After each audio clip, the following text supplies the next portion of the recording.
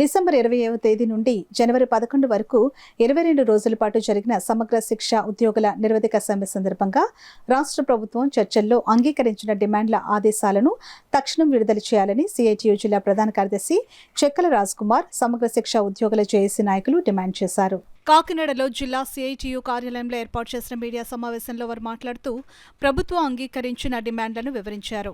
ప్రభుత్వం ఇచ్చిన మాట ప్రకారం తక్షణం ఆదేశాలు జీవోలు విడుదల చేయాలని డిమాండ్ చేశారు.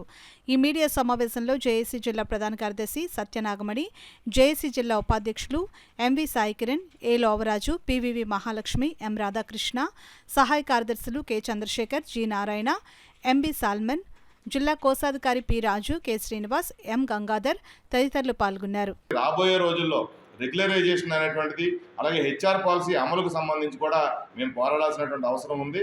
హెచ్ఆర్ పాలసీ అమలు అవడానికి ఇంకో 3-4 నెలల పాటు టైం తీసుకునేటువంటి అవకాశం ఉంది. అది ఎంత తగ్గిస్తే అంత మంచిదని చెప్పి ప్రభుత్వాన్ని విజ్ఞప్తి చేస్తా ఉన్నాం. అలాగే మొదటిసారి ఉత్సాహంగా పోరాడారు. రాని వాళ్ళు కొంతమంది, సమ్మెలో రాని వాళ్ళు కూడా ఉన్నారు.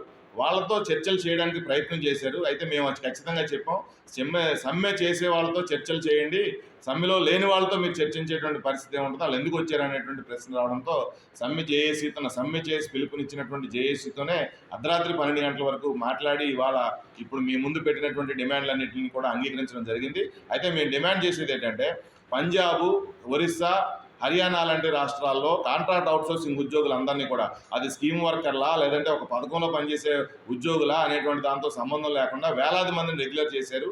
ఈ ఆంధ్రప్రదేశ్లో కూడా జగన్మోహన్ రెడ్డి హామీ మేరకు రెగ్యులరైజేషన్ చేయడం కోసం మా పోరాటం కొనసాగిస్తాం.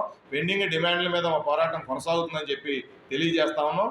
ఇప్పటి వరకు ఇచ్చినటువంటి హామీల మేరకు ఏవైతే జీవోలు, ఆదేశాలు కింది స్థాయిలకు ఇవ్వాలో వాటన్నిటికీ తక్షణమే విడుదల చేయాలని చెప్పి రాష్ట్ర ప్రభుత్వం డిమాండ్ చేస్తా ఉన్నాం. గత నెల డిసెంబర్ 20వ తారీఖు నుంచి ఈ నెల 10వ తారీఖు వరకు మొత్తం 22 రోజులు సమ్మె చేయడం జరిగిందండి.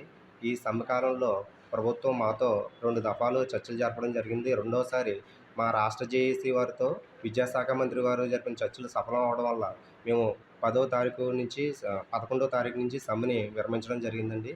ఈ సమ్మె కాలంలో మేము రోజువారీ వివిధ దశల్లో మా నిరసన కార్యక్రమాలను తెలియజేయడం జరిగిందండి. ఆ నిరసన కార్యక్రమాలు ప్రజల్లోకి మరియు ప్రభుత్వానికి, వివిధ ప్రజాప్రతినిధులకి చేరడంలో ప్రింట్ అండ్ మీడియా వారి పాత్ర చాలా కీలకంగా మాకు వ్యవహరించిందండి. అందుకు మీకు ప్రత్యేకమైన ధన్యవాదాలు.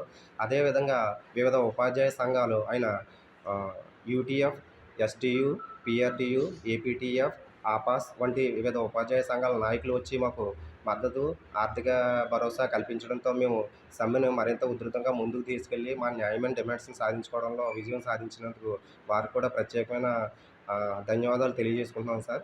అదేవిధంగా మండల విద్యాశాఖ అధికారులు కూడా మాకు భరోసాను కల్పించి మేము చేస్తున్న సమ్మెకి వాళ్ళు మద్దతు తెలపడం కూడా మాకు చాలా ఆనందంగా ఉంది. వారికి కూడా మా కమిటీ తరఫు నుంచి ధన్యవాదాలు తెలియజేసుకుంటున్నాం సార్.